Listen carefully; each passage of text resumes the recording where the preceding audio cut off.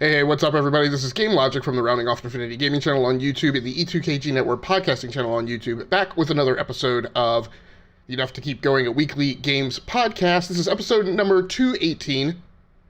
This is the GX show, our gamer experience show. So if you're not familiar with the podcast, we alternate weeks. One week we do our gamer experiences, which is everything that we've been playing for the last couple of weeks, and then on the alternating week we do an industry news deep dive where we go do deep analysis and break apart all of the trends in the gaming industry. So a skosh different than most of your gaming podcasts that kind of do the listapalooza of everything that's gone on. We kind of actually try and figure out how a lot of these stories are interrelated, and then dive deep on the technical aspects and some of the other matters that are pertinent. So here with me tonight, as my co-hosts, are Swiss Guard. How you doing, Swiss?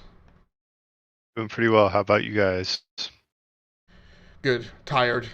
Was planning on taking a nap today, but I had to tear apart my dishwasher, and then also my in-laws also had a computer problem. A little bit of vulnerabilities, I think. So I had to help out with that.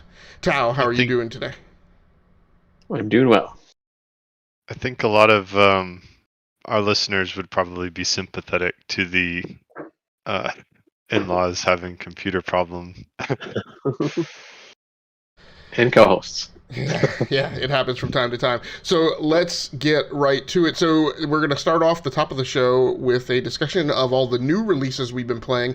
It's a bit of a bumper crop tonight, as all three co-hosts have been playing something new-ish, and Mr. Tao Master down there has actually been playing a bunch of new stuff. I'm going to kick off the discussion with the Great Ace Attorney Chronicles on the PlayStation 5. So this is actually a PlayStation 4 game. It's really weird, I guess, because it's an older game that was released in the East, I guess. I think it was released in Japan, and some of the Asian countries, maybe 6 years or so ago, as I think as the Great Ace Attorney Adventures, and then there was like a something additional title that is also packed in with this. So it's about somewhere between 8 and 10 court cases or games that are packed, or scenarios that are packed into this title. I have never played any of the Phoenix Wright Ace Attorney kind of games before, so this was my first time up. And it is interesting. So we know that I've had my own issues onboarding with JRPGs. This game is okay. It is fine for what I was interested in. I love the, way back in a past life, I was actually planning on being a lawyer up until my senior year of college, summer right before my senior year of college. So I enjoy the opportunity to kind of break cases apart and do some of the cross-examinations and put some of the pieces of the case and stuff together. But one of the things I struggle with this game is how much it holds your hand, particularly in the very first one. And I think it's because this is supposed to be a big anthology, and even when it was just the Great Ace Attorney Adventures, I think there were a number of scenarios packed in here. I think the main character is actually supposed to be the ancestor of Phoenix Wright. So this takes place in Japan, I guess in the pre-World War One, pre-World War II time, when Britain is just making an alliance with Japan before everything goes to poo, and those alliances are broken. So this was back when Japan had actually changed its penchant for trying to keep the West out, and was actually trying to gain some of the knowledge and technology from the rest of from the West and from Europe. So I think there's a lot of stage setting that happens in the first scenario, especially, which is where I am. But man, it's a struggle, even when you give it that several hundred yards for the type of game that it is and the way that you expect the onboarding to go. And then I think the other pertinent part of where I struggle with the game a lot is, and much of the way that VR to me is kind of this peer into the gateway about what gaming can become later, but I'm not really super enthralled with VR like in its current state. Like to me, it's the gateway to like the holodeck, which is when I'll be really excited about, virtualized 3D environments. In the same way, this game feels like it would be great when machine learning and natural language processing are added into the mix, because when you're doing the cross examinations, the big sticking point for me is when you have to interject like your specific discovery or objection or present a piece of evidence in line with a specific thing, like in a 5 statement chain, 5 testimony chain of what another character does, right? And you wind up getting penalized, right, when you do it out of whatever magical sequence the game expects you to do it in. And I'm like, if there's poison in the glass, there's poison in the glass, right? Whether or not I present that at testimony sequence number 1 or testimony sequence number 5, and it gets very frustrating. There are a couple points where it's kind of like I want to say it's like in Red Dead. There's like I forget, there's slow motion like thrill moments where you are able to lock onto like multiple targets and pull off like firing several rounds and take down several targets all at once without the enemy having an opportunity to respond.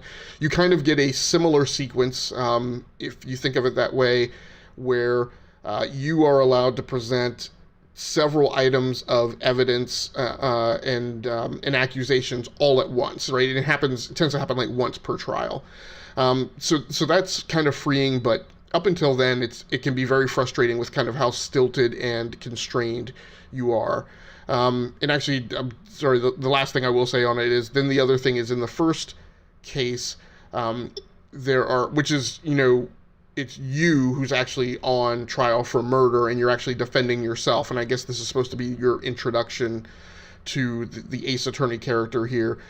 There's just like hours and hours and hours of where the judge and the opposing counsel says, that's it, the case is over, like this is the last piece of evidence, we're not hearing any more testimony. And like you just get to a point where you just get dulled to them saying that.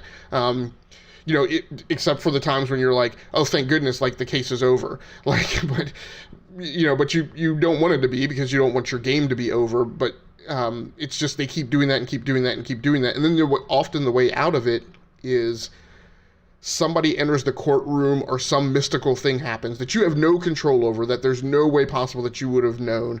Like, for instance, in one case, your judicial assistant walks in, who you didn't even know that you had a judicial assistant, walks in and presents a piece of evidence that she has gone somewhere and stolen, that, like, you didn't know that you had a judicial assistant, you certainly didn't know that this piece of evidence existed, and Great Scott had no way of putting together the notion that she would have been off stealing this while you were in the courtroom presenting the case.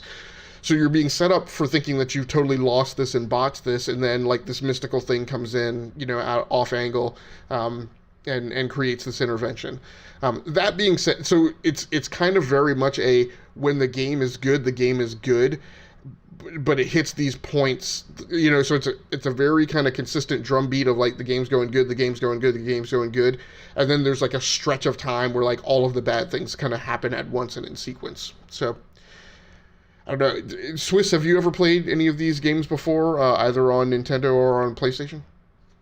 No. I mean, they've always been kind of hovering out there where I'm like, hey, I should try it. I did enjoy, I mean, I know that it's a completely different type of game, but I did enjoy like the Professor Layton games.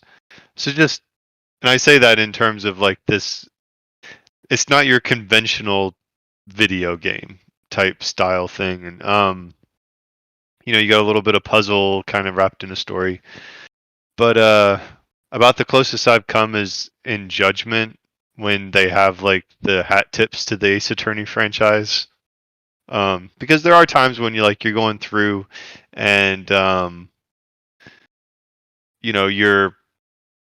have to present evidence and you have to choose from your like cell phone the right picture to show or whatever, but it doesn't feel as like involved, so to speak. And there's a healthy story and combat and like a bajillion mini games that you can do to waste your time, because it's also like a Yakuza game.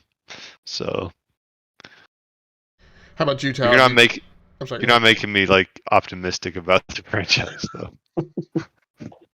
It's like, like I'm trying to do with my toe dips into JRPGs and certain types and styles of games. It's a thing you have to kind of gear yourself up for. Like it's the type of game that for me, like I'm only going to play that on certain nights when I'm in a certain mood.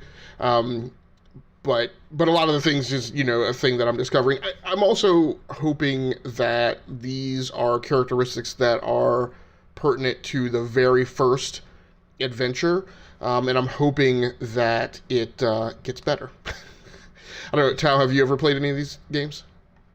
No, I'd never had the inkling to, to be honest with you. So I guess the question for you is like, is the game, is it just like a bunch of dialogue trees, or is there puzzles, or like how does what's the actual gameplay? It is, in fact, while I was playing it, it caused me. There was a certain point where like a synapse of mine kicked in, and I was like, oh, this is like me playing a text adventure right on PC, like back when I was in college, and I would have thoroughly enjoyed this. But the difference is in college, or in a text-based adventure, you would have just been able to like spam the enter button or the space key and just tab rapidly through the dialogue. The problem, if you will, in this game is, it's got graphics, so it has, it's a presentation layer, and so when the characters are going through the dialogue, number one, sometimes hitting like the X button or something doesn't bump it, like to just rapidly spit through that text and get done. And then you have to be careful about just like rapidly spamming the X button, because on a couple of occasions, I have tried to spam through a text sequence, but then missed when like it presented a choice for me to make, and then just hit the X button, and I'm like, oh crap, I don't even know what I picked, right? So fortunately, there's a history button, so you can hit the square button, and it will show a history of all the dialogue that has happened. So there's that, and I will also say it's a positive that the game has a save anywhere function. So it does auto saves, but if you like save it like just before you present a piece of evidence, when you come back, it's going to come back right there. It's not like some of these other games that have checkpoint saves and then give you like a faux manual save, but when you actually reload the game, you actually reload it back at like the closest checkpoint. It actually reloads to the moment and second when you saved it. So that's been nice. Particularly helpful. Yeah. So, Tao, despite me throwing shade at VR, your first new game of tonight is a VR game played on the Quest 2. So what was that? Yeah, so this is Blade and Sorcery Nomad. So there's a Blade and Sorcery, I guess, just on PC VR that you can get through Steam, using one of the more powerful. Well, I shouldn't say using one of the more powerful headsets, but you use it on the PC. This is Nomad, and this is just, you can play it standalone on your Quest, which is I have to do at least for now until I get a beefier PC, or some kind of machine that I can play these more graphical intensive games. And the graphics aren't, they're not the best, but I think they're still probably one of the best for the Quest that I've seen so far, at least. Maybe probably on par with like the Star Wars one that had some pretty good graphics. And this is basically, you're in a kind of like a medieval setting. There's only like a sandbox mode right now, and you kind of start off in this room, and then there's a map in the room, like a physical map, where you can kind of look and say, hey, there's like I think 5 or 6 different points you can kind of go to and just kind of mess around in these different areas. There's like I think 4 out of those 5 you can actually spawn in the people, and then there's one what they call a dungeon, where there's just you just randomly, I think it just it just like randomly generates kind of the space for you, and then you just kind of fight people as you come upon them. But in the other spaces, you can there's actually like a little book there, and you can 2 books actually. There's a book where you can say, hey, easy, medium, hard, and obviously it gives you like more difficult enemies that come at you as you level up at the difficulty. Or you can just do training at part of this little page that you're looking at. And then the other book is all the weapons basically in the game. You can just spawn them randomly, or just spawn them whenever you want, and just use anything. So It's pretty cool. I remember one of my other friends, well, actually, a friend of a friend's had said he'd been playing it on the PC side, and I think on the PC side there's sort of a single player or like some kind of story mode, and I guess that's coming next year. They've said that's on the roadmap, so that's something to look forward to. But even just playing like the sandbox modes, it's actually pretty fun. You got physics based, so you can, as you have your sword or whatever weapon you're using, you can block people or parry, do stuff like that. There's also, obviously, since sorcery is in the title, there's magic in the game. So you have 3 different abilities right now. There's just a fireball. There's lightning, where you kind of just when you press the button, it kind of just shoots lightning out automatically when you're near a person. Or there's like kind of like a force push, basically, where you kind of like push the person. Depending on like what they're doing at the time, like you'll just kind of just push them back, or most of the time what I like to do is a lot of times they like jump at you, and when they do that jump, you do that force push, and they just go like ragdolling, physics flying, in the map. So I mean that's just kind of funny. It's just the way they're flipping around and stuff. So I've always liked that kind of ragdoll effects in games, even not just in VR, just in any game. So it's pretty fun. Like I said, pretty bare bones right now. In that main room, you spawn in. You can kind of just fool around with some of the weapons too. I think you can spawn pretty much any weapon in there, and then just kind of move around the different rooms and kind of just like play with there's like a table with like cups and vases and stuff like that. You kind of pick them up and throw them around. Just kind of get used to the controls. So it's pretty fun so far. I'm liking it. And AI is all right, I guess. Not the best. They kind of come at you all at once. There's 3 people that will come at you at one time, usually. And I think on the PC it's at least double that, maybe even like 8 or 9 at once. But obviously for the Quest 2, they pared that down so the hardware can handle it. But so far I'm having a lot of fun and actually play that. I've been playing that quite a bit actually when I jump on my headset. And yeah, I'm really enjoying it.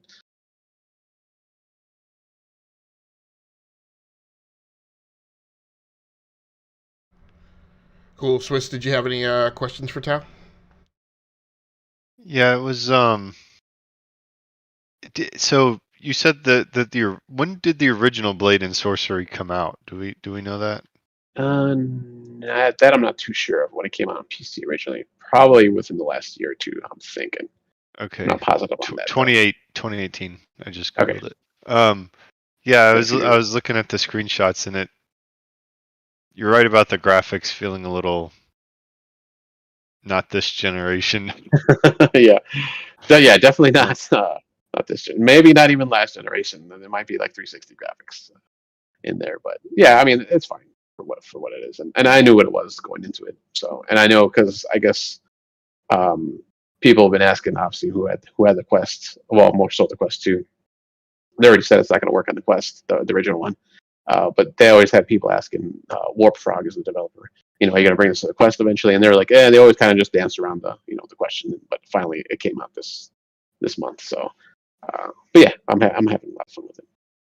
And unlike Game Logic, I'm really enjoying my VR experience. And I think I've mentioned this in the past, though. But this has kind of like excited me more than a lot of the games that have come out recently, or even that are coming out in the near future. I mean, I'm looking forward to Halo, sure. I like Forza, which I'll be talking about in a little bit here. But this is kind of maybe because you're actually like physically doing stuff and not just kind of sitting there with the controller. Maybe that's why I kind of like it a little bit better. It's a little more, immersive. Yeah, and I don't want to misconvey, my feelings about VR. Like, I enjoy VR. I just acknowledge that I feel that it's like an intermediate step to getting to something that's really a little more engaging. And that doesn't have the problems that I have with VR. We've talked on the show before about how like I don't like being like totally closed off, from an environment, with no sensory perception and just like being totally submerged. So, but I mean, it's fine. I don't dislike VR, and then and honestly, it's probably more that I have a nit with the media about like the big deal that they've made about it, and that it's the thing that's going to take over like conventional traditional gaming, and I'm like I just don't think I just don't think the modality of the technology is there just yet. It's Yeah. it's in a good place though. It's kind of its own. I equate it to it being kind of its own genre, if you will, for people who want to get into that. And I played Yeah, obviously. I don't know about you, but I don't think there's like that one game that makes you want to go out and get a VR headset of any kind. Not that I've seen yet, at least. And maybe like I said, I have Quest 2. I can only use it on the Quest itself. So, but maybe the PC, some of the PC games maybe are a little bit better. Maybe doing other things that the Quest 2 can't. Maybe, but like I said, I've never heard of any game like that where it's like it's like the Halo of VR or the God of War of VR. Well, I think the great disparity, right, is that, I mean, as we've kind of recently found out, like the vast majority of gamers buy games and play games based on genre, and then the second thing is based on franchise. And so genres in VR are even more hyper specific. Like so genres that are super popular on conventional gaming platforms become super hyper specific and super niche on VR. Like there are lots of people, like the people who are going to pick up a VR headset and then on top of that specifically play FPSs, and then the number of good FPSs that there are, just like that demographic just gets so small. And I think, like you said, like the tip over point too is like your most popular FPSs are going to be your multiplayer FPSs, and you've got to have the number of concurrent players to make that a sustainable community, and you just don't have that with the numbers in VR of people who are on the same platform and people who will play the same game. And they're like, I've played RTSs in VR, and that's awesome, but again, that's incredibly niche, right? Like, who's gonna, you just don't get that mass of people. So, but it's good. It's fun. Hey, I guess one thing I wanted to ask you about it, Tao, is, so I feel like what I heard most of from you was about kind of the action and the interaction. Is there story in this game? No, not right now. I believe they're supposed to have like a story mode coming next year. They're talking about. So yeah, it's just a sandbox. Like you can fight people as they come at you, like waves of people. It's still early access, right? So it's got one of those like dreaded eternal early access statuses. I think it's considered that. They don't actually ever say it technically, officially, but basically it is. Yeah, there's another game actually that came out recently. I can't remember. I was just reading about it. I think either yesterday or this morning, where it actually said it's it's early access. It's on their what's it called, App Lab, I think, where they kind of like they release stuff. Usually it's free, and they're just like stuff that you can test out.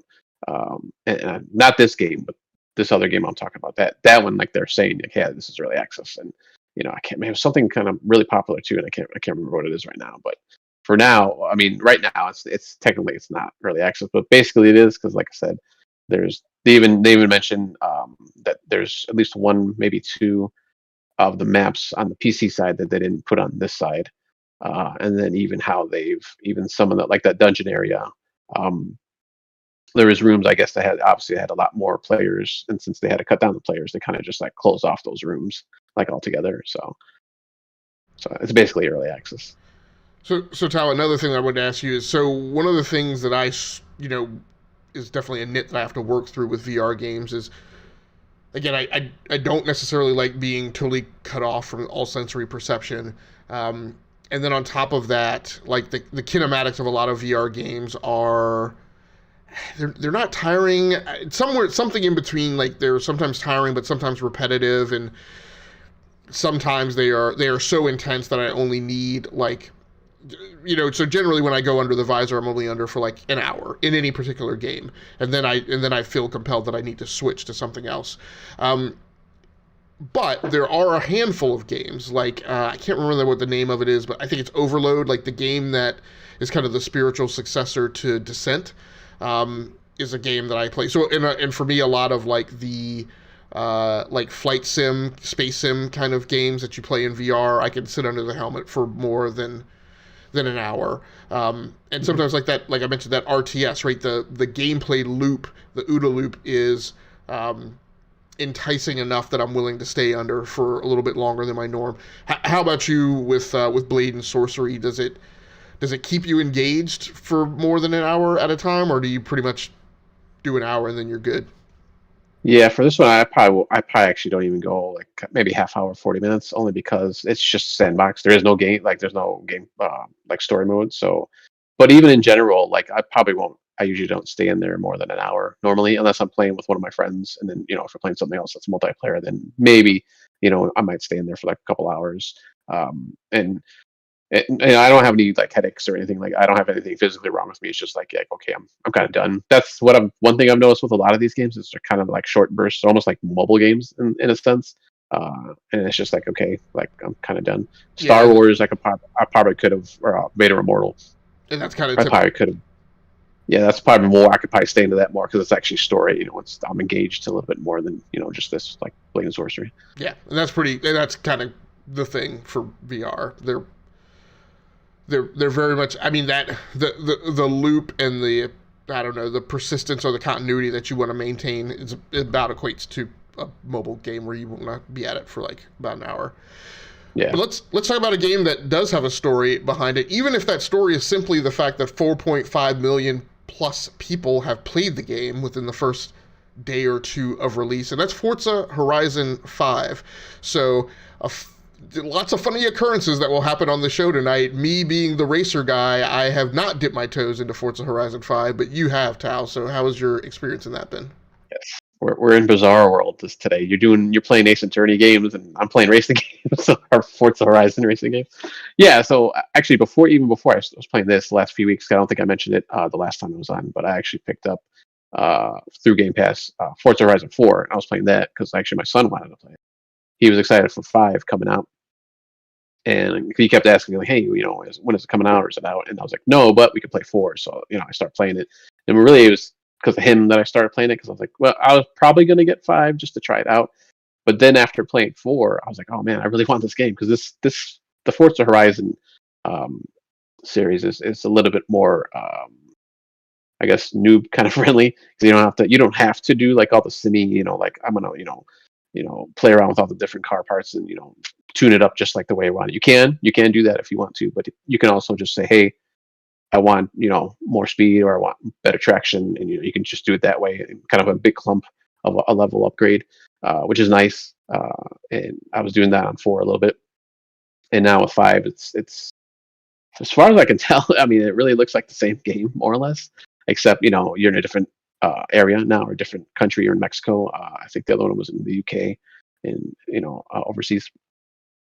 But and this one, as far as I can tell right now, there's no seasons like there were in Forza 4, which is kind of Forza Horizon 4, which is kind of nice because some of the seasons were like, oh man, it's really a But pain in the butt. but the seasonality was like the innovative hook to Forza, like really. So it's just all the same weather all the way through. I mean, Is he, I've only been in Mexico in warm weather anyway, so for all I know, yeah, maybe there aren't really seasons in Mexico. There might be seasons kind of like there are in California where there's not really seasons. So maybe that's yeah. accurate. Like I was say, it kind of makes sense, I guess, for Mexico, but I, I don't know because I think there's some areas I still haven't been in. So maybe as you hit these different areas, like there's a jungle area, there's a desert, obviously. I think there's a mountain area, so maybe you still get those, kind of, freezing, the cold, the rain, and all that. It's just not. It doesn't just come, in game like every few months in game. As the seasons change, it's kind of it's there if you wanna see it. so So so uh, you have weather effects, but not season. So you do get rain and post rain and yeah, and there's actually like one of I don't know if it's always there, but there's like one section on that that always has like this sandstorm or like windstorm. So there's just like you can barely see as you're driving around through sections. So it's actually kind of cool. But yeah, as far as I know, and I haven't played this one nearly as much, obviously, since it just came out. But I think I only played it really the first day it came out. I think that was Tuesday, and then I played a little bit. I think yesterday, or maybe I might have played like in the morning and then like later that night, that Tuesday. So I haven't had a whole lot of opportunity to jump in as much as I would like. But what I've seen once again, I love this racing game. So it's just as fun, and it's nice that it's, hey, it's not all racing. You kind of have these like stunts that you can do. There's like the drift zone and the speed zone where you kind of have to try to go as fast as you can or kind of keep a drift going through this whole section, and just all these kind of other little mini missions that you can do. So it's kind of nice that there's kind of a variety. So, and it's open world like it was before. So, which is kind of nice. I like the open world aspect. So it's just me. So one question for you: have you raced me in the game yet? I can't remember if I saw you or not. I don't think so. I don't think I've seen your driver tire. I've seen everybody else like on my list. Huh. Some other guys that were from CAG back in the day. But yeah, I don't think I saw you, which I thought was kind of weird because I'm sure you played a lot of. Well, I don't know if you played a lot of Forza. Oh yeah. Before or not. Okay. Yeah. Okay. I put over 100 hours into Forza 4. Oh, nice. Yeah, I'm surprised I hadn't seen you. Or maybe I just didn't I didn't see you, like maybe you passed by or something and I just didn't notice. So yeah, because it gets pretty intense on those races. Yeah, I mean, the reason I asked that question is because in the run up to its release, there was a point where it seemed to be that there was some dialogue that made me concerned that they were not going to include drivatars. Because they were saying, well, everybody in the world that you see is real. Like, there's not going to be any, like, synthetic people. And I'm like, are you saying that you're removing drivatars? Because that's like, I mean, I've mentioned on the show before, right? One of my great hooks in the Forza and the things I love about it is, I see people, right? From a nostalgic perspective, I see people in there that I was, like, friends on Xbox Live with, like, 16 years ago on Xbox 360 who I don't maintain communications with anymore, but it's still nice to, I wonder if it's just in the, like, if you just drive it around, they mean that's the real people. And, like, say, like, because, like, if you do, like, a solo race, I've seen, like, my friends on there. So maybe just in solo races, they have your own drivatars or your people's drivatars, your friends. So maybe that's what they meant. I don't know. Swiss, did you have anything to interject about Forza 5? No, I don't know what you guys are talking about. Hey, so Tal, you've also been playing another game that I will still put in the same kind of genre, maybe not racing specific, but it's still a vehicular kind of thing. You've been playing Riders Republic, which is a big, I mean, maybe arguably the only big Ubisoft release for 2021. So how has that experience been so far? Yeah, I just like when I was playing the beta. I mean, I really like this game. You get a bunch of different vehicles you can choose from. You can in the snow you can excuse me, you can skiboard or snow or snowboard, ski or snowboard. Excuse me, skiboard. Made a new vehicle there. Then you got the different kind of bikes. You have like a mountain bike or just like a racing bike, like a road racing kind of like what do you call it? What's the big race they have over there overseas? Can't remember now. Tour de France. Which is kind of weird because you have that bike, but then they have you like racing down like this mountain, like you're going through all these like crazy turns, like not on a road, so it's kind of weird. And then you have kind of a squirrel suit that you can get. Actually, I haven't even gotten that yet, which is weird because I do have the other flying vehicle, which is actually like a jetpack that you use to fly around like different maps. So, and then I believe there's like a parachute you can do at some point too, which I haven't gotten. I do have a parachute for the jet, but I think there's another one where it has like I don't even know what it's called. It's like a parachute, but then you have like that fan in back of you, like you kind of coast around. I don't know if you've ever seen those kind of that kind of thing before, but so you can do any of these things at any one point that you want to. But then if you go like into like a race, sometimes they're specific, or it's just a bike, and, it's just a snowboard or something like that. And sometimes in the bigger races, I think it's called like the mega race or something, where you have to get to this certain point in the overworld map, and then all the online people have this big gigantic race. And usually those ones, there's at least 2 different switches between the different vehicles you can choose, or you can race against. Sometimes even 3, like it'll switch back and forth. Like a quarter of the way you switch to one quarter, and then another quarter or a third of the way it switches back and forth. So which is I have never come even close to winning one of those big races. Like I've gone in there, like even on that first day, and people were like, they were like already up to 20 and 30, like level. And then obviously at that point, you're unlocking stuff as you go around. So they had like this, like super superior bike and snowboard and skis and stuff like that. So it's just like, come on, man. Like really, like I don't know if there's any kind of matchmaking in those things or not, but it didn't seem like it because the difference was pretty big. So, but no, I really like this game. And if you want, you can just like right around the map. You don't have to do races if you don't want to. There's other obviously like mini games and stuff you can do. So it's pretty cool. I like it. I'm really liking it. But have you been able to tell? So you mentioned you were wondering whether or not there was skill based matchmaking. So like in Call of Duty, there's skill based matchmaking, but like I will wind up in lobbies. Like I don't know that the skill. Like I always feel like the skill is matching not based on things that you can see, right? So not based on prestige level, but based on like your ED and how you actually do in a match. Because I will go into matches with people who are 200s and 400s prestige, like ridiculously early in the season. But I will outperform them in the match, and and I'll be mixed in with people who are, I'm 20 something prestige and 30, like so I'm like, okay, so that makes it seem like it's matching based on skill, not based on progression. So have you been able to tease that out in Riders Republic at all? No, like I said, not yet. I mean, because as you progress through as you level up, you actually are unlocking bikes, and I don't think it's random. As far as I know, I think you get like everybody gets the same bike, as they progress up the levels. As far as I know, I could be wrong, but that's what it seems like. I've seen a couple people online that I've watched, and it seemed like they got the same bike, at the same levels. So it's like I would figure that would kind of be more in tune with when there, if there's even, like I said, I don't even know if there is matchmaking or not. So skill-based matchmaking or level-based or whatever. But it would seem more in tune if that's the way they did it, because obviously people are unlocking the same thing. And if I'm like, I don't even know, level 6 or 7 maybe, possibly. I'm definitely under 10. I saw, like I said, I saw people in the 20s and 30s. So obviously they have stuff like way above me. So I don't know. And as far as I know, you can't buy anything, at least to level yourself up. There's a shop in there, but I think it's all aesthetic. So just skins and stuff like that, costumes. So you and DBQ have dipped your toes into this. I can't remember if DBQ has only played the beta or if he actually has played it since release. But so you're familiar with the type of gamer I am. You're familiar with the type of gamer Swiss is. So for me, Forza 5 is out now. I just mentioned to you that I put 100 hours into Forza 4. Is this something that you think could wind up in the mix for either of us, or do you think either of us, we should bypass it? For me, for Forza 5, or for Swiss, do you think this is not...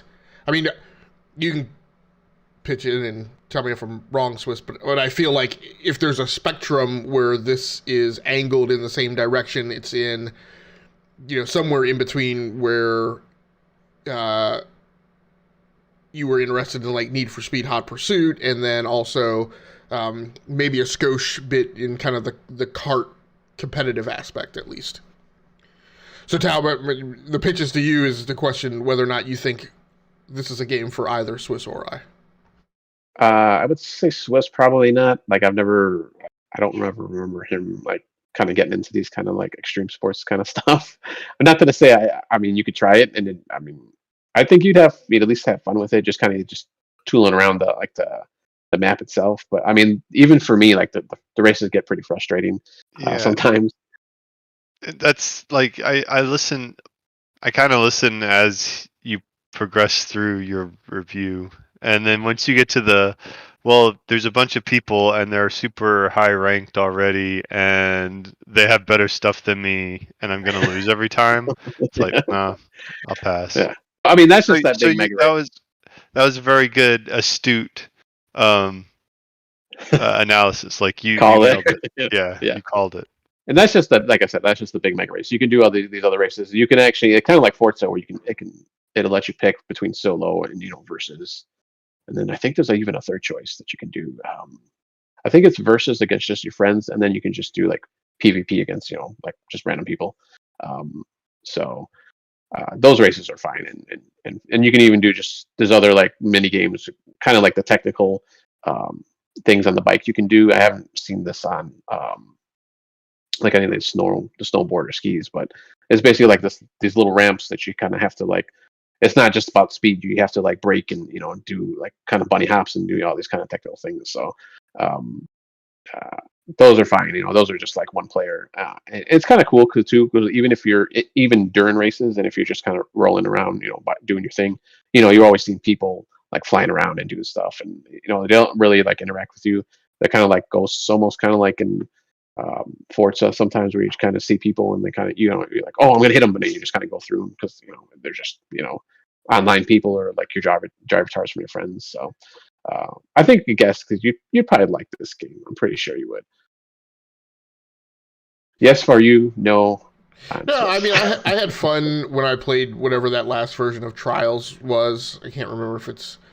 I feel like I always get it confused. Trials Fusion, I think, was actually the second one. Trials Rising. Rising. That was the last one. Yeah. Okay. Trials Rising. Yeah. So I mean, I had fun with that.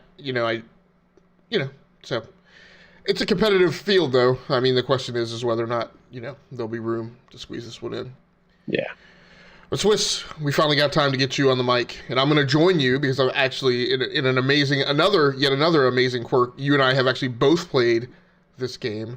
So the Great Ace Attorney Chronicles that I talked about initially, that's a new release because it came out, I think, this summer for PlayStation 4.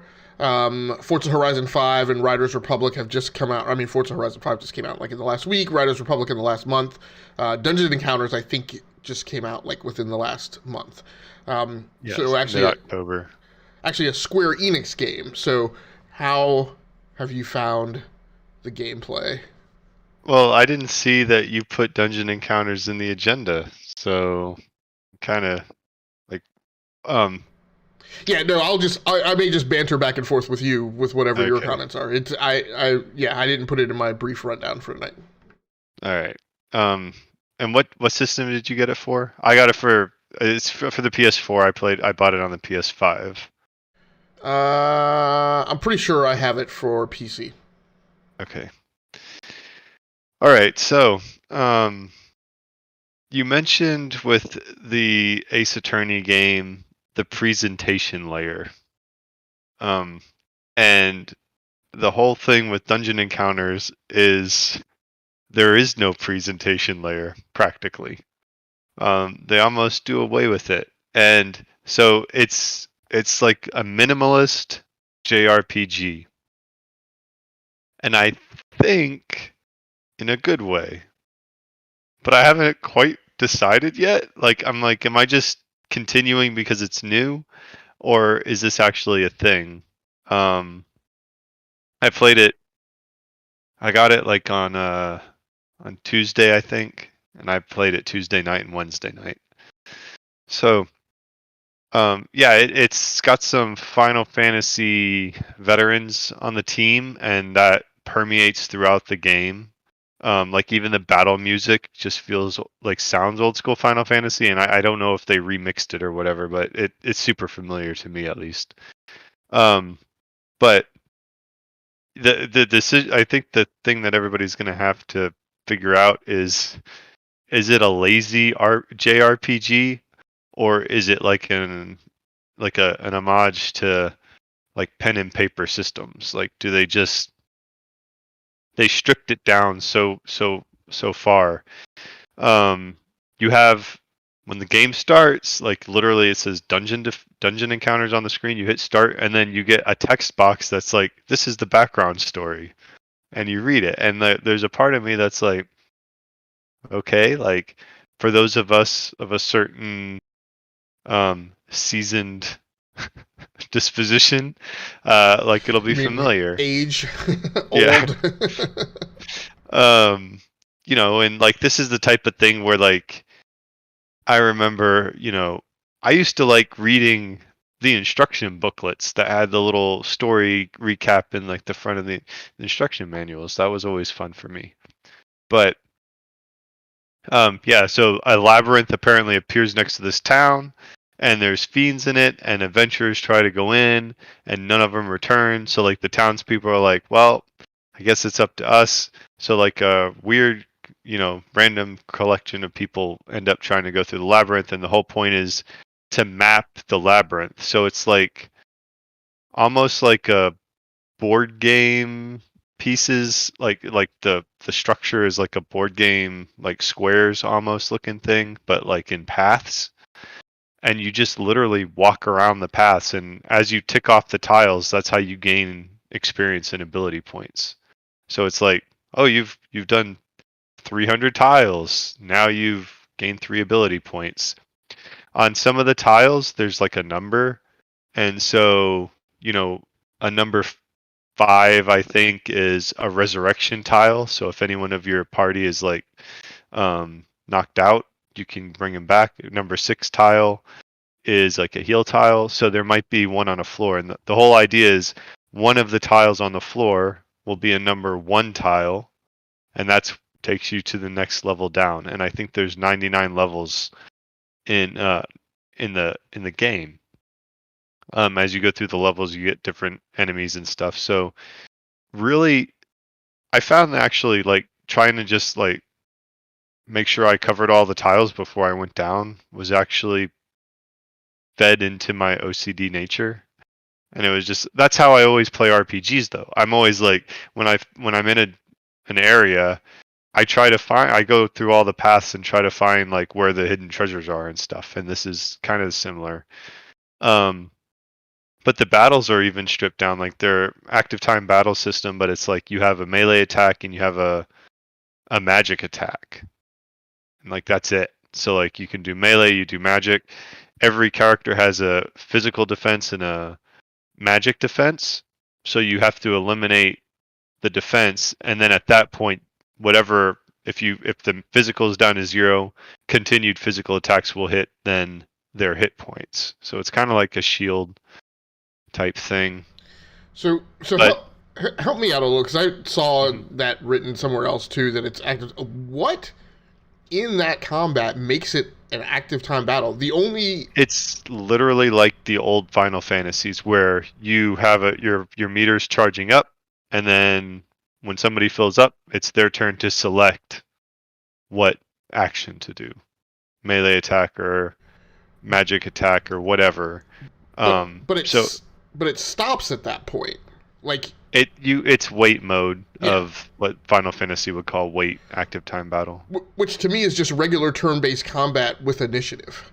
Like I mean, having recently played Final Fantasy, I can't even keep the numbers straight. What was the one that I was playing on Game Pass? Was it?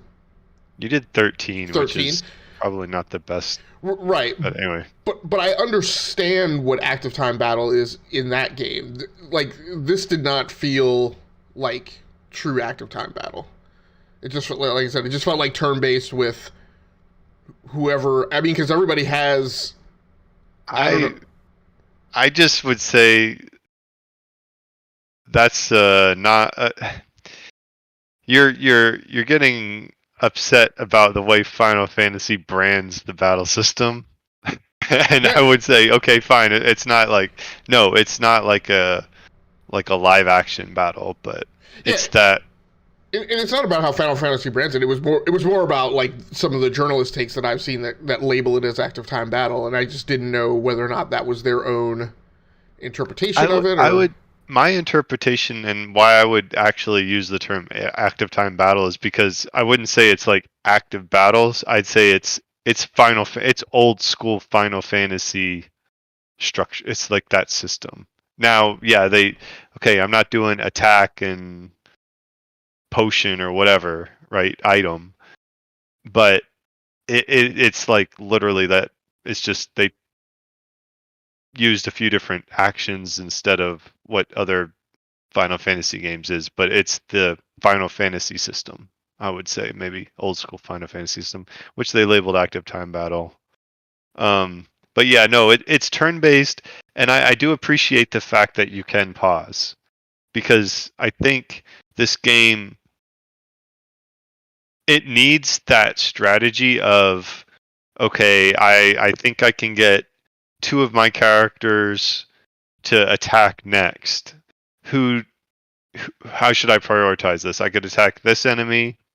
I don't think I'll be able to eliminate that enemy before they can attack me, so maybe I should go ahead and eliminate the next person and take the hit, type thing.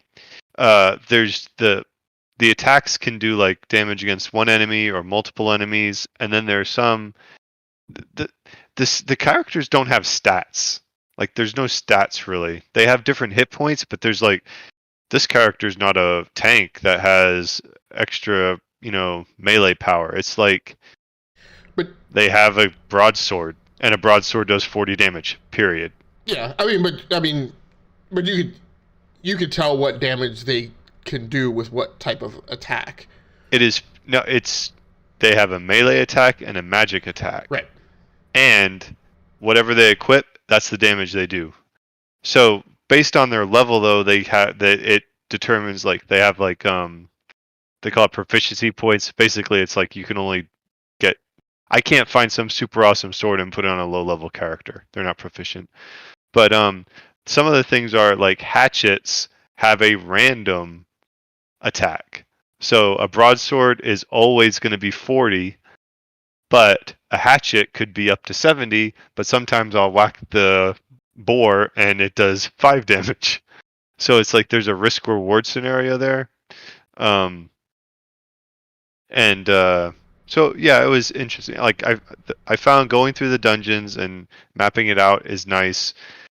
The battles, like you just have like the little drawings and like one might shake while they attack the other one and that one shakes. There's like it doesn't even have like a fireball go across the screen. It's just like pictures and a little bit of vibration. Yeah, and actually the indications on the UI as to whose turn it is are like incredibly difficult to see often.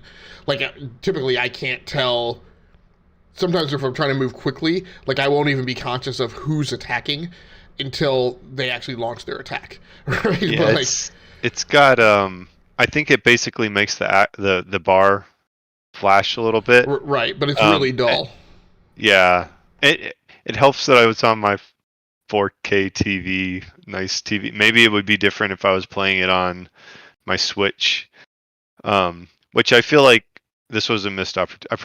I was debating whether to get it on the Switch or the PlayStation, and I decided because I got the new PS5 and I wanted some other stuff on it, I picked it up on that.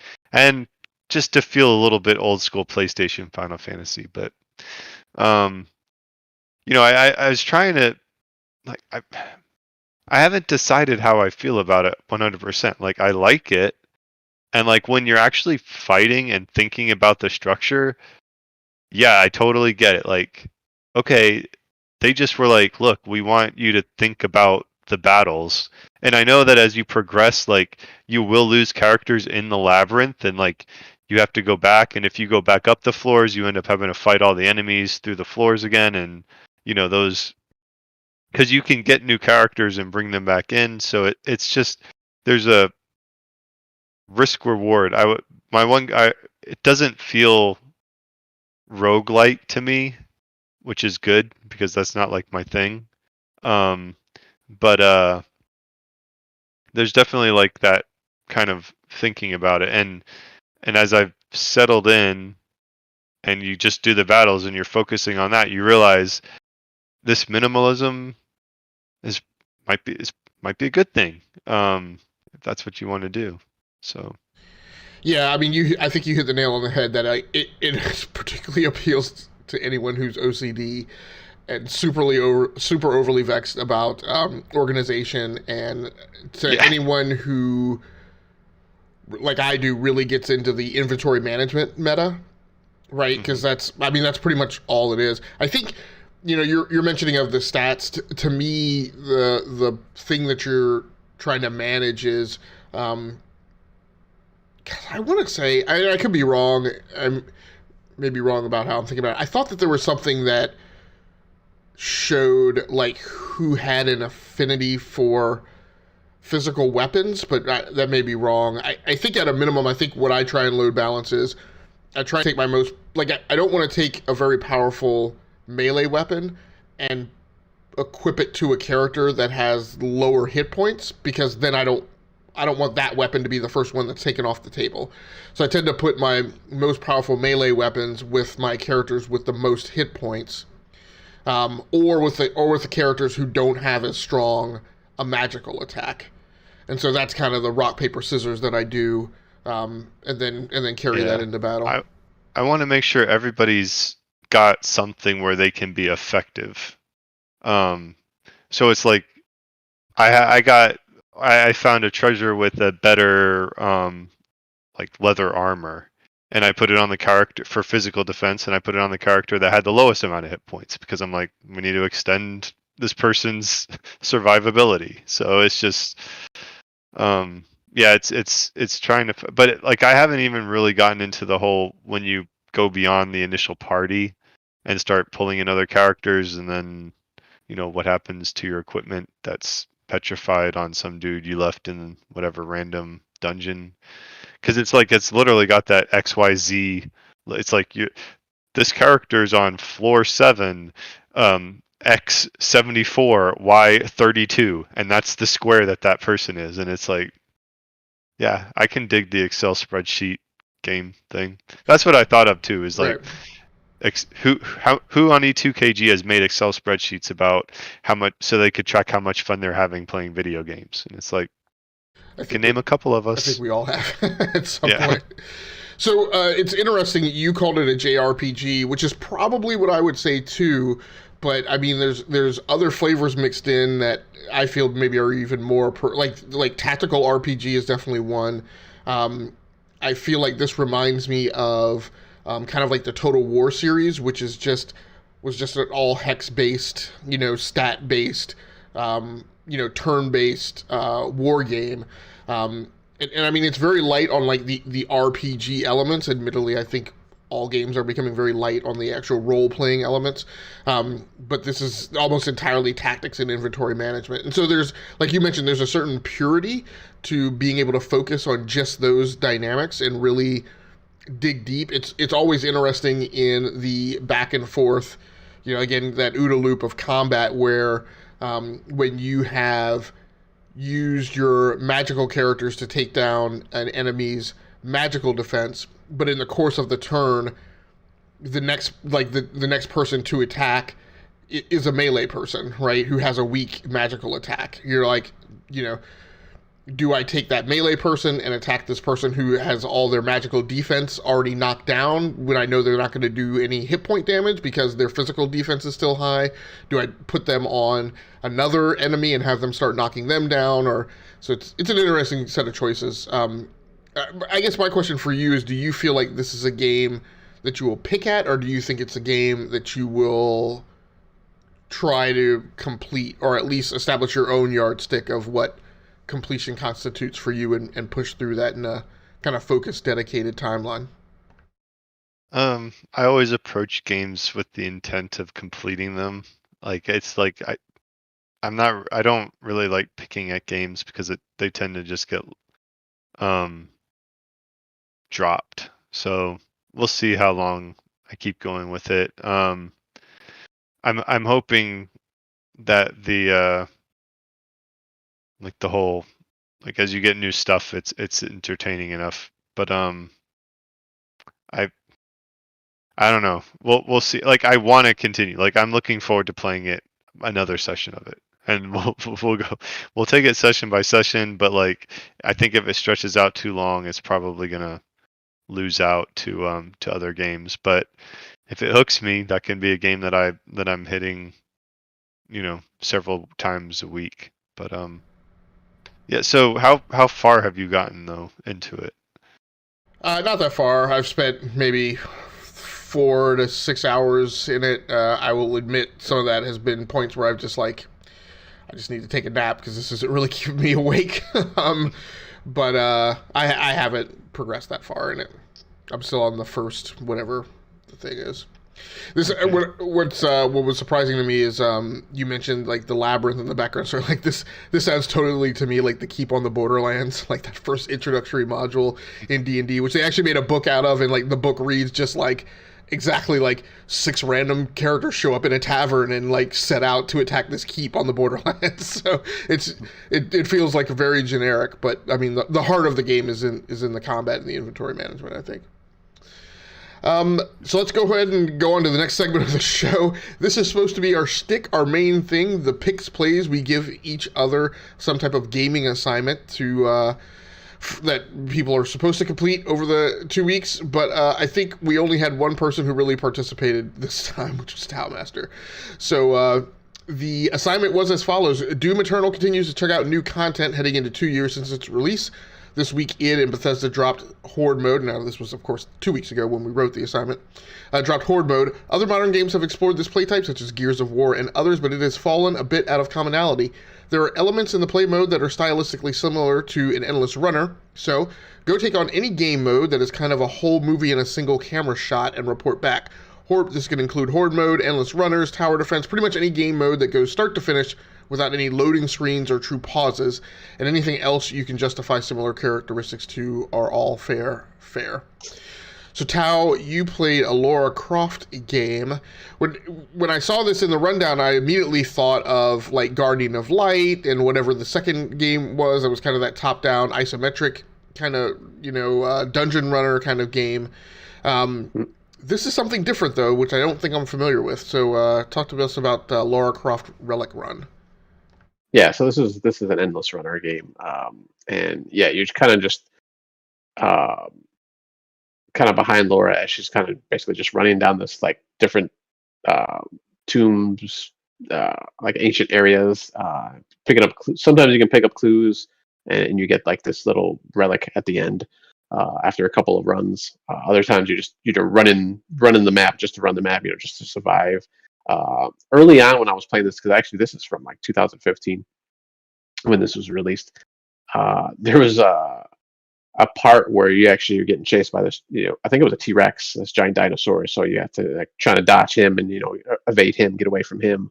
I haven't seen that in the recent iteration of this game. I know they've done a couple updates, and I kind of been playing it on and off since then, since it came out, because it's kind of a fun little time waster.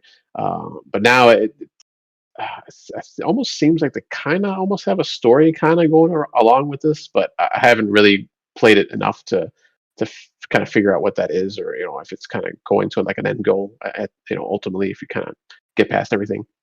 And you kind of just as you're picking up all this different stuff, you can kind of you pick up points and I think coins and stuff like that, and you can buy like different outfits from the various different games she's been in. So you always have that aesthetic thing that most games have nowadays, where you can buy stuff. But other than that, I mean, it's pretty simple. There are some shooting parts every once in a while. You can you'll have someone like to the right or left of you, and you can kind of shoot them, and you kind of just like point with your finger at the person, to shoot them. So it's fairly simplistic, but it kind of breaks up just like the whole running thing. But that's pretty much all you're doing the whole time in the game. But that's pretty much it. It's nothing super fancy or anything like that.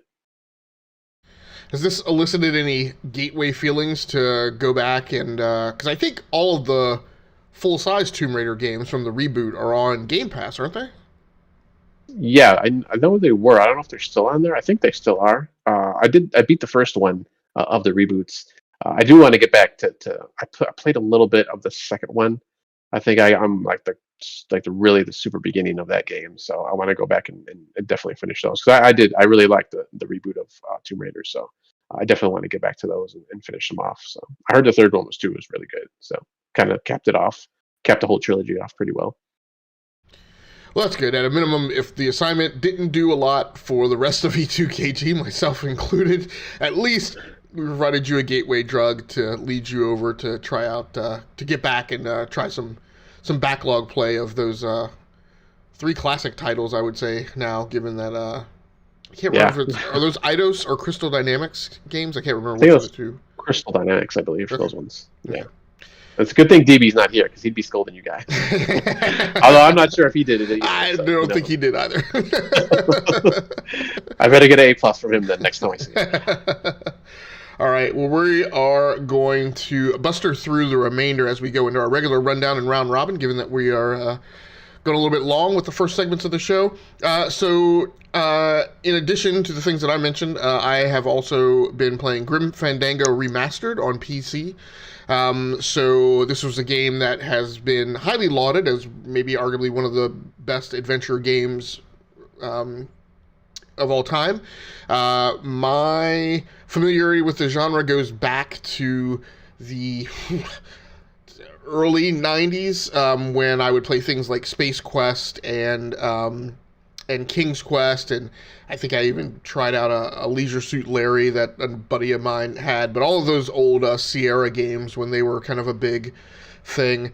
But I never have been interested in any of like I fell off of Myst, never tried whatever Myst sequel was, never got into any of these LucasArts games like this and Sam and Max. So I wanted to give this a try. Kind of in similar vein to Ace Attorney and Dungeon Encounters, it has not been the thing that has kept me the most excited while I've been playing it. I will say, there's a part where it goes to a year 2, which is kind of where I'm at, which seems to be better than the early outgoings of the game.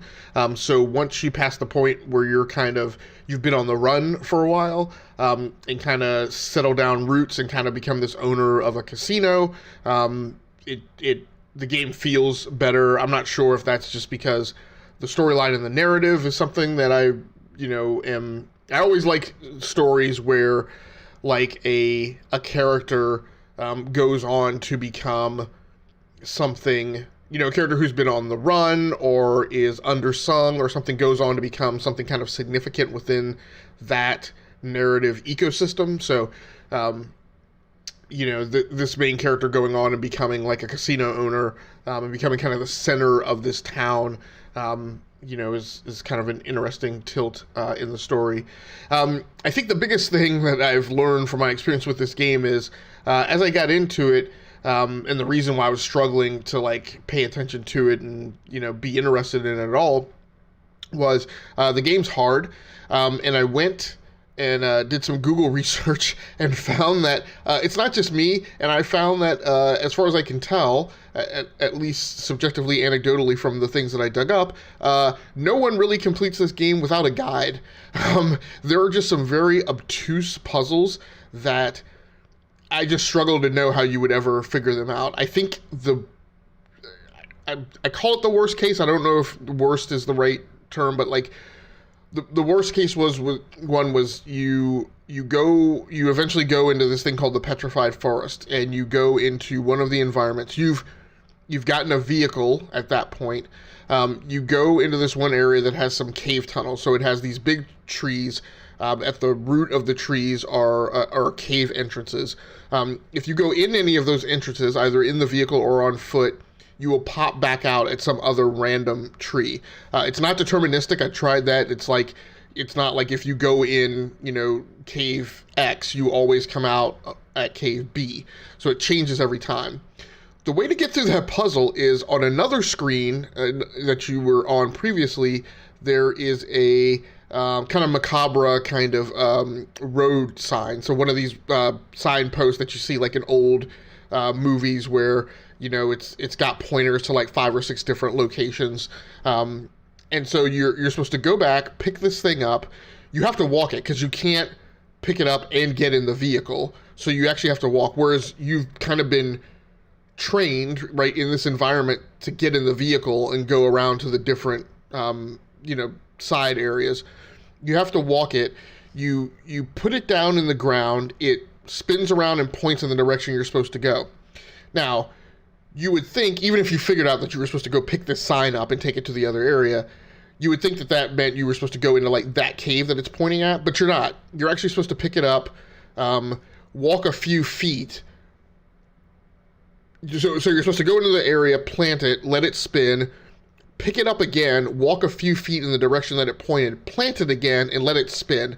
And eventually what will happen is you will pass through a point, and if you've gone too far, when it spins, it won't be pointing in the same direction you were going, it'll point in the direction opposite. So then you turn around, and then you keep trying to edge in close to wherever this inflection point is, and then when you plant it, it will actually then point down at the ground. Point being, you're not supposed to go into any of the caves that are in this space. It will actually point at the ground, open up a ramp into the underground, and then that's where you're supposed to go. How in the world you were ever supposed to figure that out without any type of guide or pointer or anything. Like, I don't know. It's just completely unintuitive, and that's kind of thematic throughout the game. So the story is neat, and I guess I can kind of see why that led to this game being regarded as one of the greatest adventure games of all time. But like, if 90% of the population can't complete it without a guide, I struggle a little bit to understand like the mechanical piece of it and the gameplay piece of it being so highly lauded. But it is a neat little story to kind of go through. It's just I've come down to a paradigm where like I go into a space, I randomly click on things around the room. I spend maybe 5 at most 10 minutes, and then if I haven't figured it out at that point, like I just go look at where the guide points me to. But I don't read the guide like in its entirety. I get like the next clue or pointer, and then I pick up from there and then go try and figure out the rest by myself. That's disappointing. So it's a Tim Schafer game, right? That's why it's so highly lauded, and even though it might not deserve it. Yeah, I mean, and I like Tim Schafer. Like, I've had a wonderful time playing Psychonauts 2 in the last few months as well. So it's not to take anything away. I don't think he's a bad developer. I just feel like all these. I don't know what it is about the gaming media and his games. Like, and yeah, he has a quirky creativity, but it just feels like, oh, it's a Tim Schafer game. You need to adjust your expectations because the zeitgeist has skewed the perceptions on this. So. Yeah, and I mean, I think that's true of a lot of people, like Bethesda and other developers and stuff. And I think there is something to be said for what you mentioned, right? It's a lot about narrative and about accessing the story, and it's maybe looked at or considered worthy enough and of high enough value that it still warrants high praise, even if you have to cut through some friction to kind of get to it. I don't know. But, yeah, I don't want to belabor the point because I know where we got to go, but like you contrast this with dungeon encounters where they're like, the system is the game, and you look at something like this and it's like, okay, there's some gameplay that is broken, but it's set in such a interesting artistic landscape that and now we're really looking at, okay, what's the people's definition of game, and so yeah, it's a tough knit, right? Because the pro and con, the counter is, but Dungeon Encounters doesn't really have a story, right? So it's almost all mechanical, and it lets you strip things down to pure math, and so that's an interesting hook for people. Grim Fandango, we know that there are tons of gamers who are like hyper-focused on story and narrative, and maybe that's even to a certain extent all that they care about. And so maybe they might find that more appealing. But it's an interesting gaming archaeological dig, I will say. The other thing that I've been playing, which is way more exciting than Grim Fandango, although I have enjoyed, at least from an educational perspective, my time back in Grim Fandango, but I've been playing Spider-Man and Spider-Man Miles Morales on the PlayStation 5. It's interesting that you mentioned that thing about a Tim Schafer game being given higher praise than maybe it's warranted. I kind of feel like the truth in the Spider-Man and Spider-Man Miles Morales games, although tons of fun, is that they are very much informed by the Spider-Man games that were done by Treyarch Beenox, and Treyarch and Beenox under Activision in kind of the 2004 and 2014 timeframe. So those games that were based on the Sam Raimi Spider-Man and then based on, I guess, the Andrew Garfield Spider-Man would have been the 2014 one. They are very similar. They are highly refined and arguably perfected, but there's not really a ton of mechanical or modal differences between what those games did. Again, production values are way up. Voice acting, the overall narrative and story, I think, is a little bit more because they're detached from a movie that they were supposed to kind of at least kind of be loosely connected to.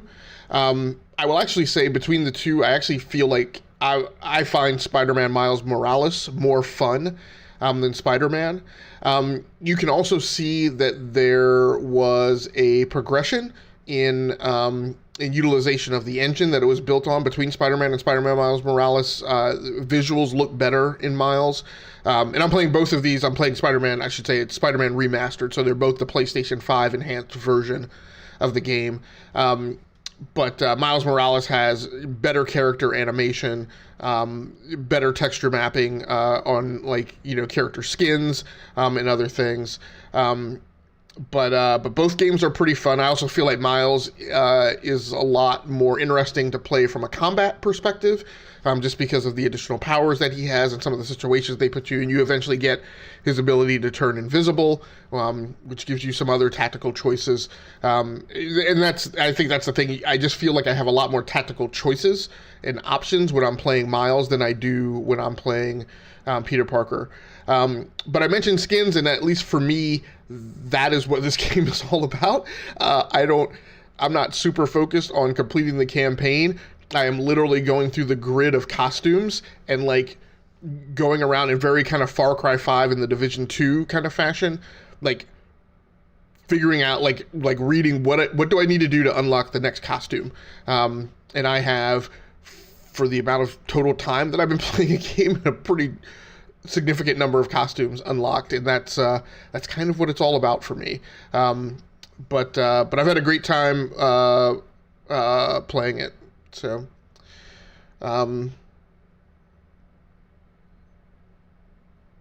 Switch, have you played these games, or have you picked them up for PlayStation 5? Are they in your radar sweep as something you'd be interested in?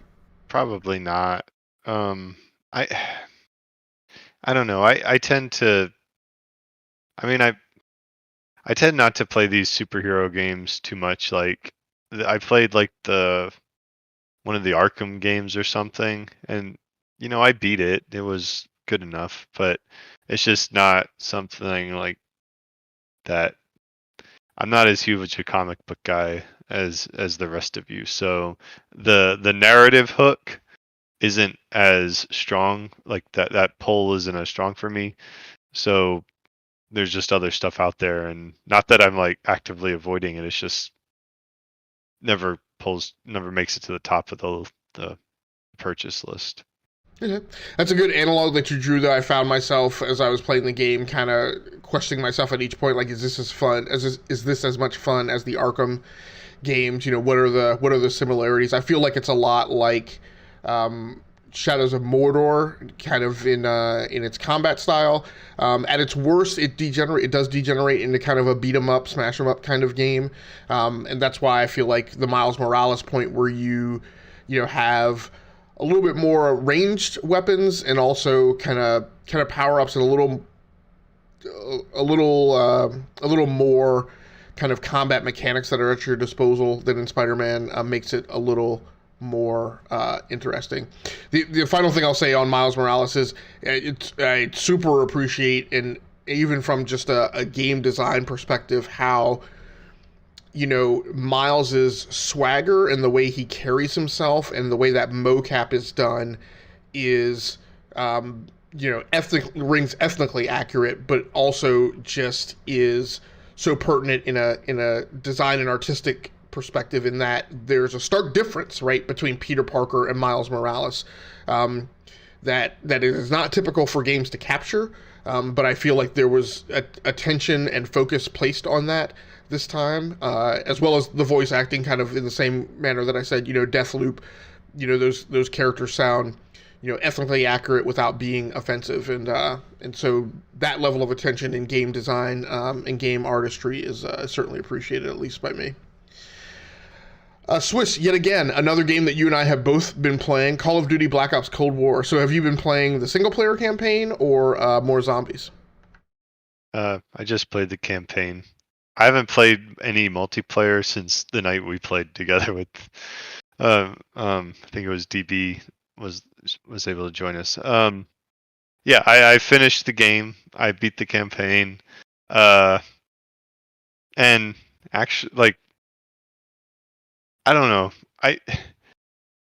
I'm not sure how much of a fan I am for games that are multiple ending branches, like trees, where you have to go back and replay it, because I don't have that kind of time. but I feel like I'm also getting gypped because I'm not getting the real story. So that's all I'll say about that. Like, it took a turn towards the end where I'm like, come on.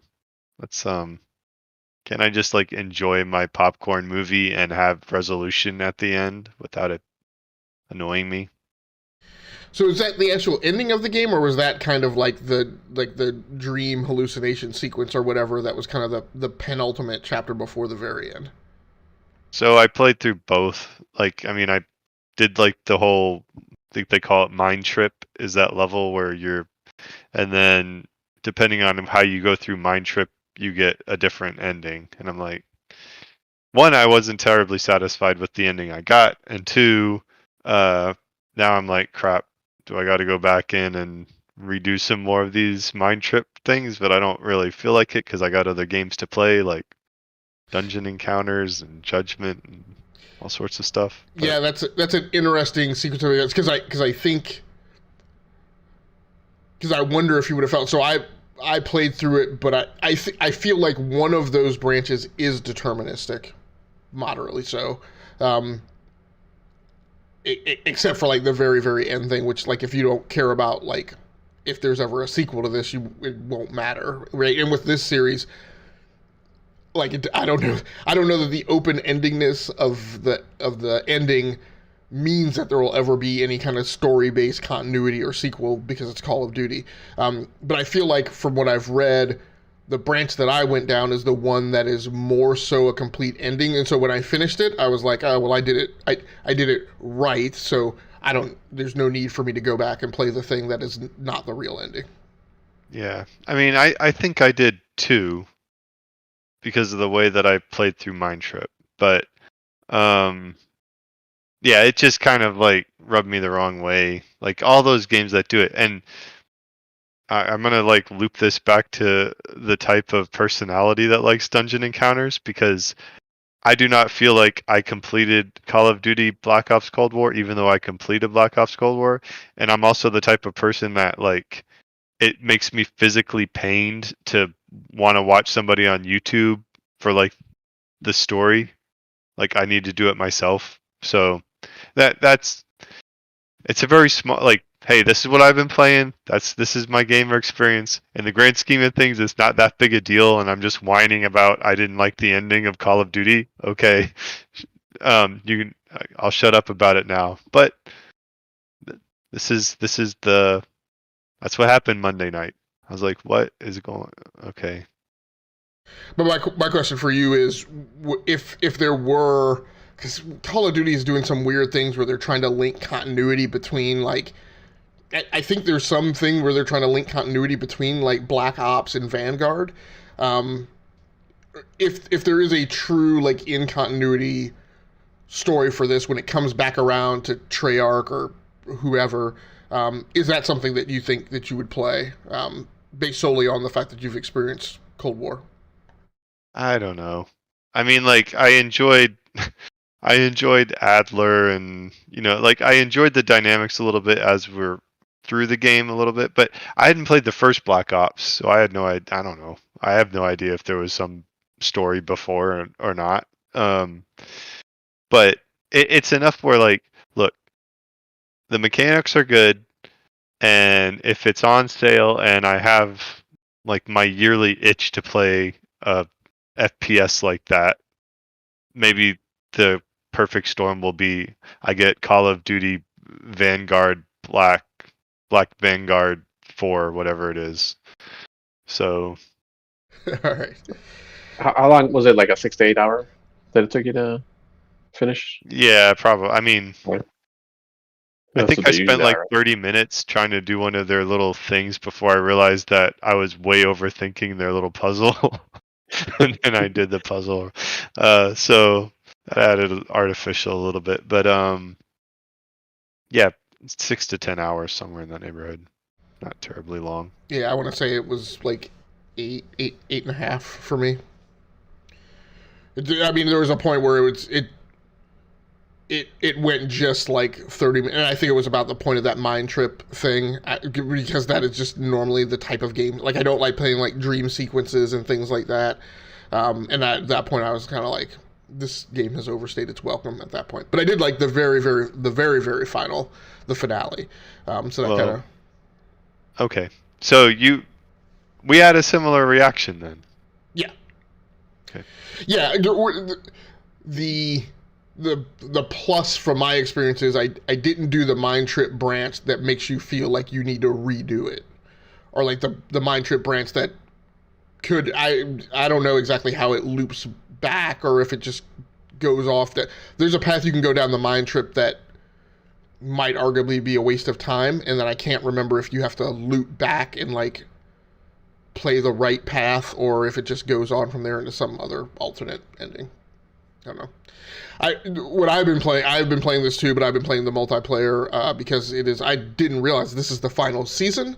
So season 6, it supposedly wraps up at this point with no new content drops. I don't know what that means for prestige levels, or if there's anything like that, or any kind of competition. Like apparently I'm part of some team in the in the companion app where it like ranks you from week to week with challenges, and that team has apparently actually done well.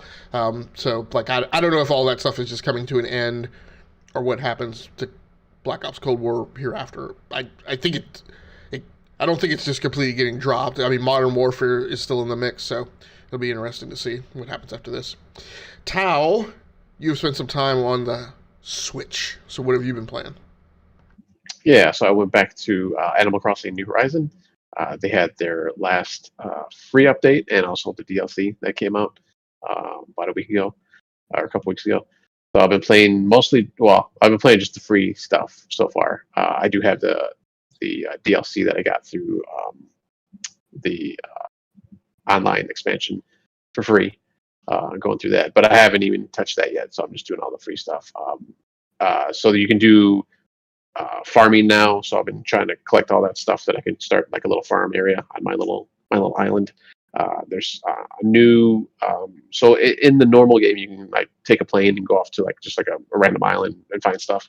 Now they have like a boat where you can do that too, but you're going to do that once a day, and then you can find some other like new things that they've added into the game. So I've been doing that, trying to do that every day and get those. I think they're called gyroids. Is what those little like weird like wooden, like it just has like like 2 eyes and a mouth, and they're just like weird little figures or statues or something. So I've been trying to get most, if not all of those at some point. So, and just kind of doing my regular island stuff that I like to do in Animal Crossing. So that's pretty much it for that. I haven't really, like I said, I haven't really delved into the DLC, which is I guess supposed to be like what was it called? Happy Homemaker, I think it was back on the I think the 3DS was like a separate game that they released after I think it was New Leaf on the 3DS was the main game, where you can kind of like rearrange and set up homes for like the different guests on your island and stuff like that. So they've kind of brought that into this game now. So I haven't even touched that yet. So, and then it gives you like a whole other set of skills that you can do, and obviously more just furniture and all these other little things that you could pick up in the game. So I've been just kind of holding off on that because there's even just the free update they gave you a lot of stuff on there. So there's another whole little world too that you can go to, and you set up these little camps. You have to buy them, of course, because I mean you got to buy everything in this game. That they build up the little these other little stores that you can go to where the characters that are in these stores now they came to your island before, but now you can just go to one island and they'll all be there. But you have to pay for them to set up camp there or set up their little stations. So I've been doing that too. So I think I got like 3 or 4 more of those to pay out, which I have plenty of bells since I did all that, like going through and filling my I forgot what they're called. It's like the vegetable that you can get, because I did that so long ago. I was just doing the website thing where you go and people are posting their codes so you can go to their island and get the best prices for these things. So I've got plenty of money right now, so hopefully I should be good for everything going forward. But other than that, yeah, that's pretty much it. Just kind of doing my thing on my Animal Crossing world. And then I back going to the Quest 2, or I don't even know if it's called Meta now. I don't know what they're calling it right now, but going back to the Quest 2, I've been playing PokerStars VR, which is kind of weird because I think in real life, like I've played poker maybe like a handful of times in my whole life.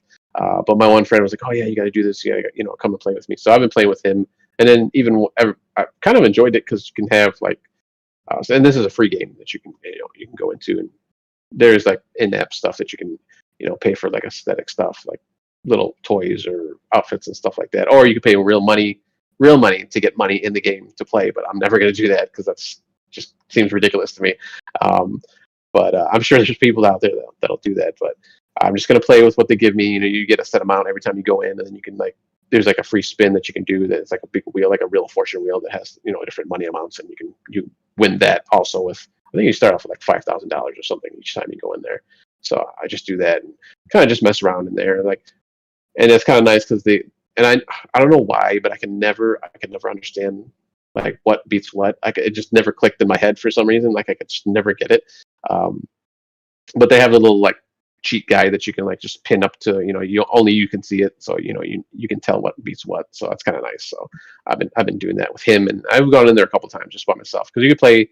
There's slots in there. You can play like blackjack. Blackjack, I know. I mean, it's a pretty fairly simple game, so I've played a lot of that too. It's a little bit better for me, at least, trying to remember all these different hands and stuff. So I've been playing a good amount of that with him, and like I said, by myself. So I've been playing poker in VR. So Swiss, back to Animal Crossing, not poker. Is your family playing the Animal Crossing DLC at all?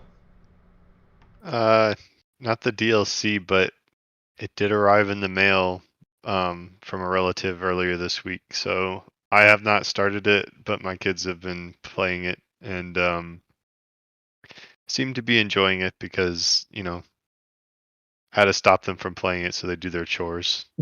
Nice. But I'm kind of. This is another one of those games where it's like I want to play it because I feel obligated like to know about it, but it's just not. It just never eclipses the other games that are on my backlog, so I'm not sure. Very cool. Very cool. To wrap the show up, the last thing that I've been playing is Knights of the Old Republic 2 on PC. So actually, the first thing that has been most interesting about this game is that it spawned me off into rummaging through back gaming history. So actually, the things outside of the game, like digging into, well, why did BioWare not do Knights of the Old Republic 2? Were they kicked off? Were they fired? Did LucasArts decide to go with a different developer? It's interesting that BioWare chose to make their pass on it, and this was at a time before they had been purchased by EA. Interesting that it was the passing on this in order to free them up to make Mass Effect and some of their other big IP franchises that they were working on. And interesting that the people who made that decision are now, the original owners. I can't remember their names, but the two doctors or whatever that started BioWare, I think, are no longer part of BioWare. So just super interesting bits of history. Of course, BioWare now being part of EA, Obsidian, who did do Knights of the Old Republic 2, now part of Microsoft. But at the time this was published under LucasArts, Obsidian was I don't know if you'd call them independent, but they were a standalone studio who had their own, set of RPGs of wide acclaim and fame that was owed to their credit. So, this game allows you to. It takes place 5 years after Knights of the Old Republic. There are references back to the original KOTOR, the events of KOTOR, and their relevance in the current universe you're in. The game feels, as you might imagine, Obsidian's obviously a different studio than BioWare. The game to me feels a little less campy than Knights of the Old Republic did. It feels like there's less of the silly kind of inept kind of dialogue options that there were in the first one. Some of the characters that you join up with that I've encountered so far seem to be again less campy than some of the characters that you meet at the beginning in KOTOR. The game, at least at the beginning, has you playing multiple characters, right? So there are points where you can control the main character who's actually a Jedi, but then there are other points where you control a droid. In fact, the game opens with you controlling a droid. Now, in the last year or so, I've firmly come to stand on the philosophy that I do not like games that have you play, two characters, particularly two characters from different perspectives. Like, I did not enjoy that experience in The Last of Us Part 2. But I have surprisingly not become super annoyed by periodically having to flip over to the droid. This is a puzzle heavy RPG. And so it's interesting, actually, in that mechanic, in that there are different approaches to puzzles that you take when you're the droid than you take when you are the Jedi. Of course, I put huge value on progression system, so it's got a progression system, it's got the inventory management meta, there's just tons of loot, amazingly so, much more so than I felt there were in KOTOR.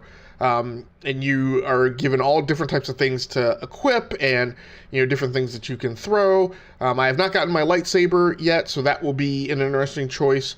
But there are multiple ways that you can approach different puzzles and challenges.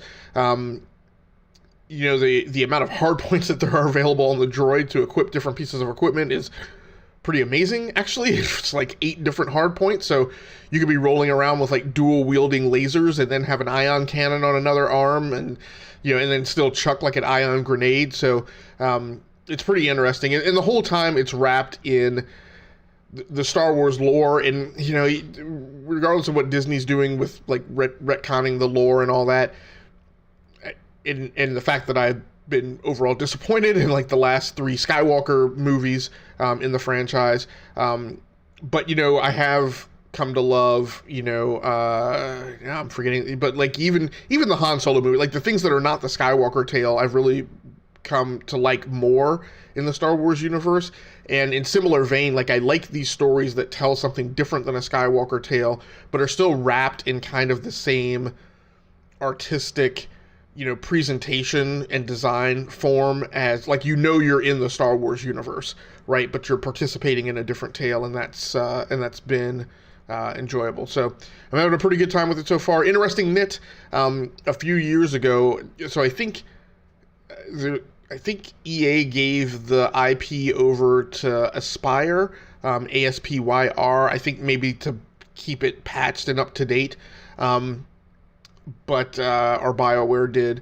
And so they patched the game a few years ago, maybe 2017 or so, to make it compliant with higher resolutions and widescreen formats, and to give it some additional texture maps, I think. Those upgrades are only available on the Steam version. They're not available on the GOG version or the Good Old Games version. So actually, I've bought the game twice. It's pretty cheap. It's about $10.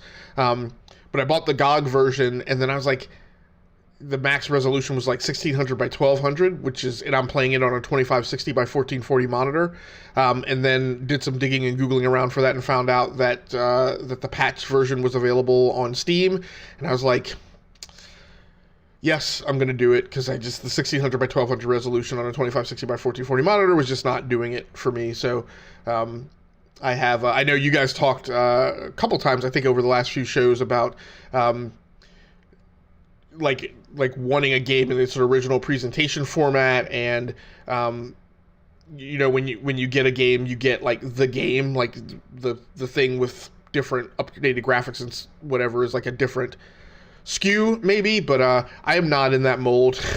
Like, I want my PC games to be upgraded for current resolutions and to play on my current hardware, and that's kind of what I'm looking for. So like I said, I just went ahead and grabbed the additional version. I gave CD Projekt Red, I guess, a free $10, so maybe it's worth it for all of the Witcher 3 DLC that I get for free or whatever. So, any other comments on any other games that we've been playing, or questions on KOTOR 2? Is the combat in there? It's still turn-based? It is. It's and so this is the thing that I think is like what's the name of it again? Swiss. dungeon encounters. Yeah, but what's the name of the... Or the active time battle active system. time battles. Yeah, it feels like it's an active... Like, you can... And Obsidian has done this in a lot of its, the Baldur's Gate kind of games, and Icewind Dale games that it did. And it didn't do all of those... but I think they did the Icewind Dale thing, which is built on, like, the same engine as the Baldur's Gate games. You can go in and pick what things trigger a pause. And so you could play it like more real time, but you could also play it more turn based. So I have it tuned to turn based style. The interesting bug I also had to figure out is there's a bug where often at the end of combat, your character will be stuck and they will just not respond to WASD inputs anymore. And so I had to figure out a workaround for that, which is sometimes to disable VSync or enable VSync, which I have mine disabled, but also to put the pan camera on a key and hold move forward and pan camera for a couple seconds at the end of combat, and then your character will unstick. So I was having to do a quick save and then quick load the quick save that I had just done to get my character unstuck until I figured out the other workaround. Real quick. Yep, sorry. Are you on the path to the dark side? I have, and I have to admit, sometimes this gives me a dissatisfying outcome. I am periodically giving some dark side responses in the dialogue tree, which sometimes, in kind of that Mass Effect way, will result in you just being mid all the way through. So you won't wind up being Paragon or Renegade, or in this case, light side or dark side. I mean, in fact, the graphic that it shows up is very similar to almost exactly the same as the Mass Effect graphic for whether you're light side or dark side. But I am giving some dark side answers and just seeing. I don't shy away from the dark side answers. So most typically represented by just the fact that, like, with the mentor that you find at the beginning of the game, like, I give her some deference, but, like, sometimes when I'm like, we need to go, I give the response of just like, shut up, it's none of your business, we got to get out of here. So we'll just see how that goes. But I'm playing it differently than I played, like, Jedi Knight, Jedi Academy, where I deliberately played, like, as a good Jedi, so I would get that outcome. PickZ for the next 2 weeks. Since we didn't have a lot of uptake on the last one, I was concerned that maybe I was making them too complicated, so I tried to dress this one down to the bare minimums. It's play a JRPG, or the next best thing adjacent to the genre. So play a JRPG any kind that you want, any way, any which how, any platform, whatever. And if you don't want to play a JRPG, maybe play something that's just an RPG, and we'll talk about that in its comparison to JRPGs. Next week is a deep dive episode with Mr. Swissguard as the host. I will be on as co-host. So anything else that we need to cover, guys? Nope. All right, great show as always. After the long grind of the week, it's always a pleasure to talk games with my best buds, and to every once in a while, it's okay to not talk about the industry and the finances and the earnings reports and stuff, and just talk about the games that we enjoy playing. So thanks so much for joining in for tonight. Hopefully you will join us again next week. Once again, my name has been Game Logic from the Rounding Off Infinity Gaming channel on YouTube. And we are all from the E2KG Network podcasting channel on YouTube. We're also available on SoundCloud, Spotify, and Pocket Cast if you want to listen to the audio versions there, all of which are downloadable, so you can just take them with you on the go. I typically listen to the podcast on my commute into work, so you can do the same. On behalf of the E2KG Network and my fellow co-hosts Swissguard and Tau Master, thanks again for joining in tonight. Until next time, take care of yourselves. Stay safe out there. Play the games that you like. Come here to talk about the games that you love. Until next time, good night, good luck, and good gaming. That's going to do it for us. We're out of here.